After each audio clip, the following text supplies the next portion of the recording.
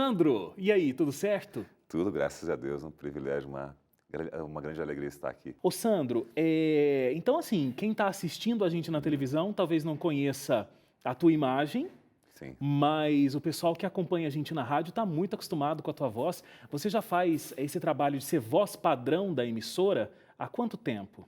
são 5 anos desde o 5 anos. convite, 5 anos já. E é muito legal porque isso está no seu coração há muitos anos, né? Está. O Ali, sangue, né? o sangue. Aliás, tudo começou muito por acaso, né? Você chegou numa emissora de rádio, meio que sem querer, foi lá por causa de uma vaga de trabalho Exatamente. e acabou acontecendo. Como é que foi? Conta essa história.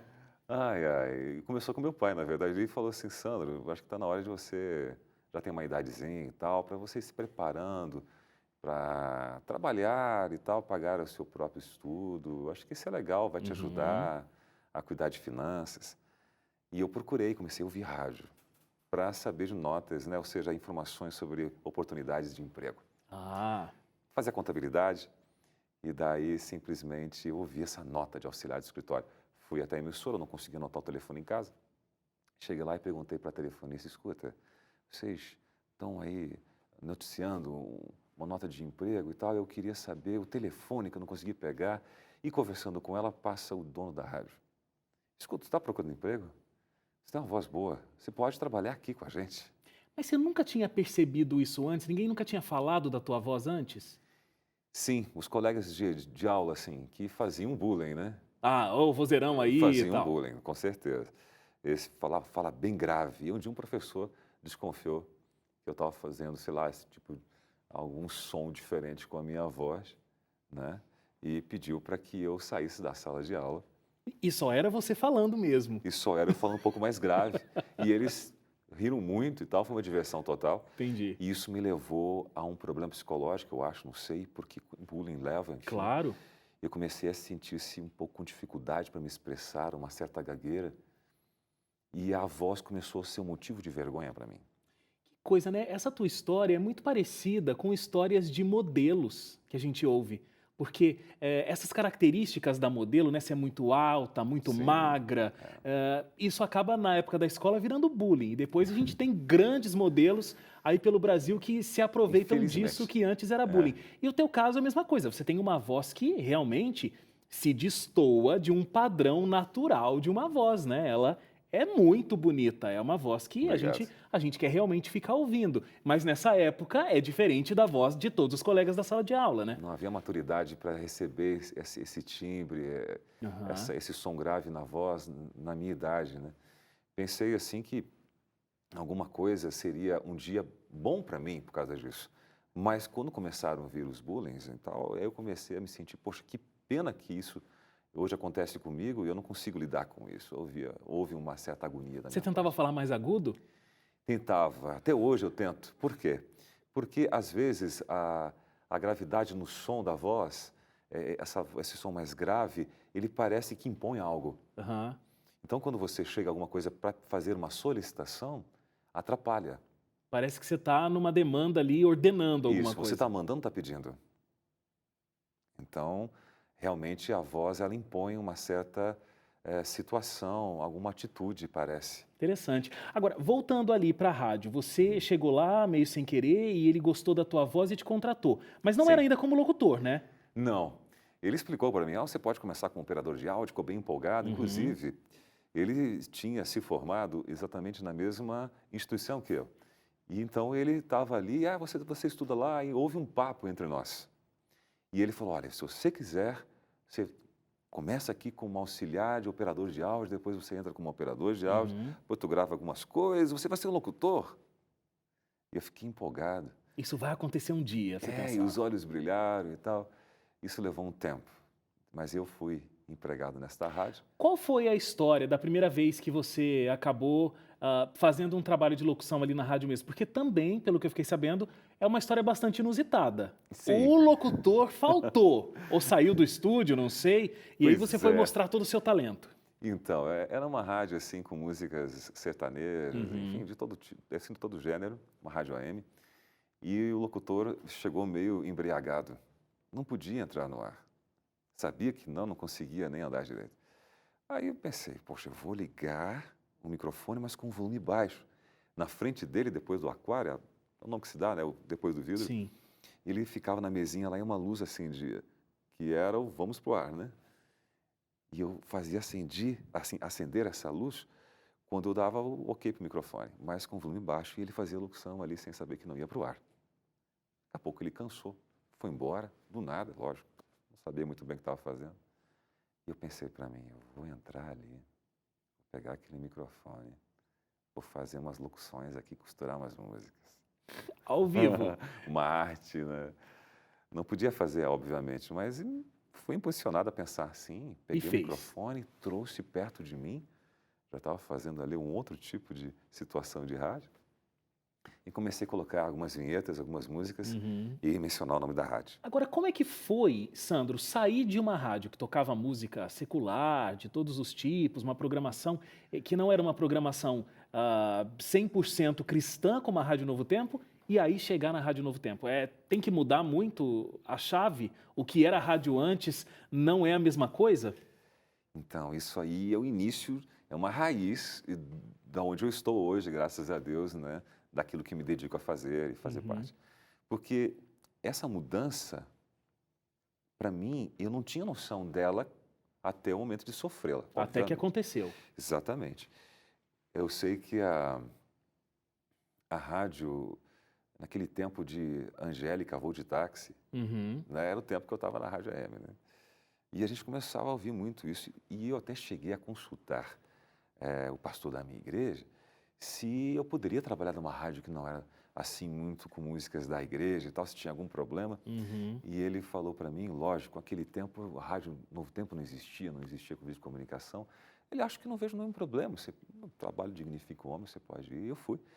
Só que aconteceu o quê? 3 anos de 5 músicas praticamente, aí 6 dias da semana, 5 horas por dia, influenciaram e muito na minha vida. Mas essa tua transição foi bem complicada nesse teu primeiro momento de Foi. Rádio Novo Tempo. Eu não me adaptei. Tanto que, vamos falar de um jeito bem simpático, você foi convidado a se retirar da rádio. Sim, meu comportamento não foi Não adequado foi para uma rádio, adequado. não. Porque, tipo assim, a gente acostumado com coisas do mundo, acostumado com as músicas e tal, eu ia ouvindo no meu som portátil, eu ia levando músicas já de novelas. Uhum. Chegava lá, tinha que encontrar Arautos do Rei, música instrumental. Então aquilo para mim não estava, sabe, encaixando. Mas é interessante porque aí você ficou um ano fora do ar, e esse ano foi um ano onde você refletiu bastante.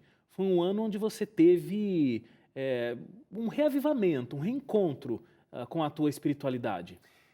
Aí que são as coisas. Nós não entendemos totalmente essa questão da comunicação da música, Uhum. do inverso do comportamento do ser humano. Porque não é possível o que aconteceu comigo. É algo que muda o seu comportamento, a sua forma de pensar, o seu conteúdo para você formar algum tipo de opinião muda completamente. Quando eu Uhum. comecei a ouvir músicas cristãs novamente, o trabalho do Espírito Santo, o trabalho de Deus, aconteceu sem que eu percebesse. Porque quando eu saí e eu fiquei em dificuldade, eu, por curiosidade, ouvi minha rádio de novo, meus colegas, então uma música cristã fez a diferença.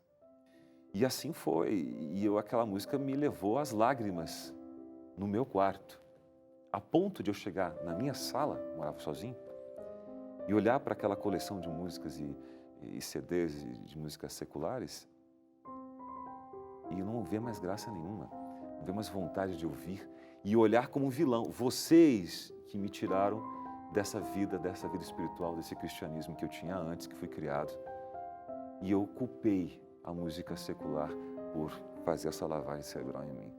E eu peguei, coloquei tudo fora, abri mão disso. E aí sim, eu caí em si, naquele dia, por causa de uma música. Por músicas seculares, enfraqueci na fé. E por uma música cristã, eu me rendi de novo a Deus. E o interessante é que você teve uma oportunidade de realmente se reconectar com Deus e uma oportunidade de se reconectar com esse universo da Rádio Novo Tempo, porque você foi recontratado, né, e começou a trabalhar lá de novo. E essa rádio, Sapiranga, ela se mudou para Novo Hamburgo, eles te recontrataram e aí você continuou trabalhando. Sim, foi uma experiência assim amarga naqueles dias, obviamente, me separar daquele veículo que eu gostava já de fazer parte, que é a rádio. Então eu abri uma pequena empresinha para mim para trabalhar com publicidade, fazer comerciais. Uhum. E daí nessa eu comecei também a trabalhar com os comerciais da Novo Tempo. E aí um dia um locutor precisou se ausentar, eles pediram que eu fizesse o lugar dele. E aí eles me chamaram para ficar efetivo e eu voltei a trabalhar na Novo Tempo e a alegria então foi muito grande. E o Que outro a... privilégio é que nesse momento é que você conhece a Melissa Barcelos. E aí, olha, encontrou o amor da vida ainda na Rádio Novo Tempo. Deus tinha um futuro que eu jamais imaginava que Ele estava preparando desde aquela época. Conhecer a Melissa na Igreja Central de Novo Hamburgo foi muito bom. Foi algo assim que também ajudou nessas etapas da minha vida de crescimento espiritual e tem ajudado até hoje. E eu penso assim, desta forma, quando eu comecei a trabalhar em Novo Hamburgo e comecei a frequentar a igreja dali, porque antes frequentava Sim. Sapiranga, comecei a ter aquela irmandade e conheci a Melissa. E logo depois a gente já marcou o casamento, deu 2 anos ao todo, né? E a gente pôde, então, ter essa vida unida pelo casamento. E pelo ministério E da pelo música ministério. que viria. Então, Mas aí vocês se mudaram, né? Vocês sim. foram para Florianópolis Aham. e de lá, depois de 2 anos, vocês se mudaram para Nova Friburgo, onde era a cabeça da rede, né? Da central das rádios Novo Tempo, das rádios Novo Tempo. A Melissa também foi para poder cantar, né? No Sim. Ministério da Voz da Profecia. E lá acontece esse processo da doença Sim. aparecendo na tua vida. Sim. E mais uma vez você descobriu que tinha alguma coisa errada de uma forma muito inusitada, né? Você passou por um acidente de trânsito Uhum. e aí você descobriu, olha, talvez tenha alguma coisa errada com a minha visão. Como é que foi essa descoberta, Sandro? Olha, eu acho que não foi por acidente, foi por providência. Eu entendo dessa forma, porque a minha vida tem hoje, olhando para o que aconteceu comigo, eu vejo a mão de Deus. Trabalhava na emissora já, fazendo comunicação para a Rede Novo Tempo de Rádio, e indo para o trabalho num domingo de tardezinha, eu não vi um Fusca saindo do posto. E acabei com o Fusca. Rodei na pista, parei no sentido contrário, no outro lado, na contramão. E para mim foi uma experiência terrível a partir dali. A Rede Novo Tempo ficou fora do ar 1 hora, mais ou menos, naquela época. E eu achei tão estranho, eu comecei a me perguntar, por que eu não enxerguei o Fusca? Na sequência, eu me lembro que eu matei uns 5 cachorros na ida para o trabalho, na volta para casa, porque eu não enxergava os bichinhos na pista. Comecei a me perguntar, hoje é um cachorro, e amanhã? Será que eu vou ver um ser humano na pista? E daí eu preferi buscar ajuda médica. Eu queria saber o que estava acontecendo comigo, se era algo assim relacionado à correção, ou era algo realmente que vinha na minha retina, ou algo mais sério. Porque alguns médicos no passado haviam me falado alguma coisa sobre você tem algo diferente no fundo de olho, tem essa expressão para falar da retina. Aí, tá bom, mas eu conseguia ler, conseguia dirigir. Claro, fazia o seu trabalho como locutor. Como O trabalho de um locutor. locutor é muita leitura, né? Sim. E fiquei assim impressionado quando o médico falou assim, peraí, estou vendo realmente que tem alguma dificuldade, vamos pedir um exame diferente. E você vai fazer em um outro lugar, lá em Niterói, no Rio de Janeiro, próximo onde eu moro. E eu fiz esse exame apontou que eu era então um portador de retinose pigmentar, da atrofia da visão central para a periférica, ou de cones para bastonetes. Depois eu pesquisei bastante isso, mas quando o meu médico me deu aquela declaração, meu amigo, né, porque eu considerava e considero esse médico até hoje como um amigo meu, foi muito claro, muito transparente, carinhoso na hora de falar, mas não deixou de ser um impacto. Sandro, você tem uma síndrome. E uma das consequências, né, ou patologias que causa essa síndrome é a retinose pigmentar. Você tinha quantos anos, Sandro, nessa época? Em torno de 33, 32 anos por aí. E naquele período você descobriu a doença e você sabia que gradativamente a coisa iria piorando, iria se intensificando. esse foi o lado carinhoso, né? Porque ele falou de uma forma que eu soube aceitar, me explicou algumas coisas dessa doença e falou, Sandro, só tem um detalhe, mais ou menos daqui uns 10 anos, talvez você não enxergue mais. Hoje, o que que você enxerga? O que que você tá olhando para mim aqui? O que que você está vendo? Eu- é difícil de falar, né? Mas não fica chateado, mas eu não estou te vendo, você está sem cabeça para mim. Tá sem cabeça. Eu perdi, hoje eu não tenho mais a visão central. Naquela época, aos 33 e depois mais tarde na sequência, em 2004, por aí, eu tinha 8%. E Mas então você só enxerga laterais. a minha visão é uma visão de uma pessoa subnormal, ela é um pouco diferente e às vezes mal compreendida, né? Até mesmo pelos familiares. Eu tenho a visão periférica inferior, vamos dizer, na prática, lateral, um pouco conservada. Então me ajuda a me locomover. E para reconhecer as pessoas, para ver você, eu preciso olhar um pouco assim, para usar essa visão periférica, para ver um pouco de você. Porque mesmo a visão periférica que ainda me resta, ela ainda tem os pigmentos, por isso retinose pigmentar. Esses Uhum. pigmentos é uma TV chuviscada, vamos dizer assim, com chuviscos, e que impede uma visão perfeita, uma imagem perfeita, nítida. Então não tem correção de óculos, não existe correção para isso. É a retina que está, aos poucos, degenerando, perdendo a sua função. Você lida com esse assunto? A gente já conversou sobre esse assunto em outros momentos, Uhum. quando a gente se encontra aqui pela Novo Tempo e tudo. Você lida sempre de uma forma muito positiva. Sim, É, gosto. é isso mesmo? É um sentimento real? Ou o que você faz é, bom, não tem outro jeito, a vida fez isso comigo, então tá bom, deixa eu tentar olhar o lado bom da vida. Como é que Sim. de fato é sentir isso? Porque você é um comunicador que tem uma qualidade incrível, Obrigado. ah, uma carreira enorme na área de comunicação. Hoje você teve que se aposentar justamente por conta dessa doença, porque Sim. o teu trabalho como locutor fica muito restrito. Eu acho, inclusive, emocionante a forma como você grava as vinhetas aqui para Novo Tempo, porque a Melissa lê o texto, Isso. fala no teu ouvido para aí você transformar o É, que você ouviu na tua voz. É lindíssimo. Mas obrigado. isso faz com que você ah, tenha um encurtamento da tua carreira profissional, né? Você se aposentou muito cedo, e você, além do profissional, é muito difícil, eu imagino, conviver num mundo que antes você conseguia ver tudo, hoje você consegue ver muito pouco. É. Como é, Sandro, encarar tudo isso? Diferente. De ser diferente, talvez não compreendido por pessoas que têm a visão normal.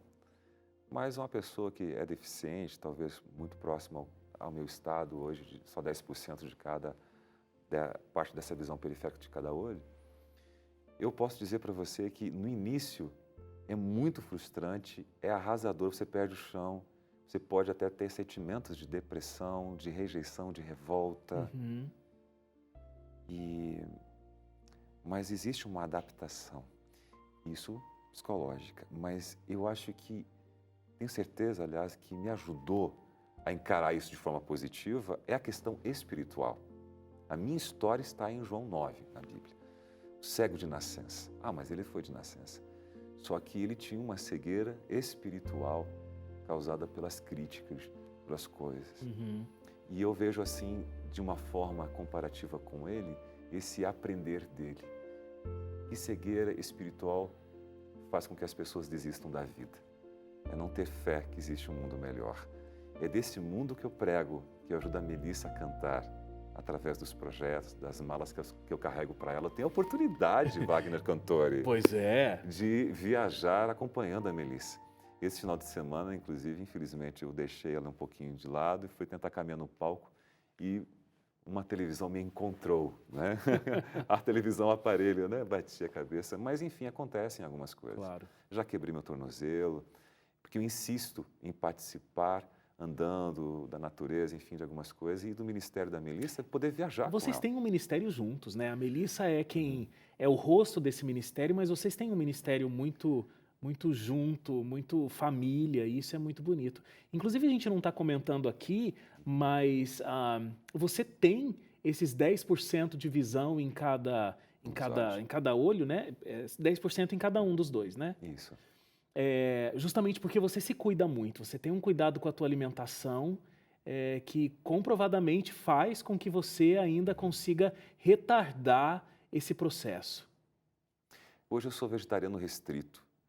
Quando eu fiz o primeiro ano de tratamento, porque eu tive a oportunidade de ir a um médico nos Estados Unidos, que é um dos melhores no mundo, na retina, nessas patologias de retina todas, e ele falou que a única cura que eu tinha no mundo inteiro era ser uma pessoa naturalista, ou seja, ter uma alimentação saudável, praticar esporte, ser uma pessoa saudável, uma pessoa ativa, não sedentária.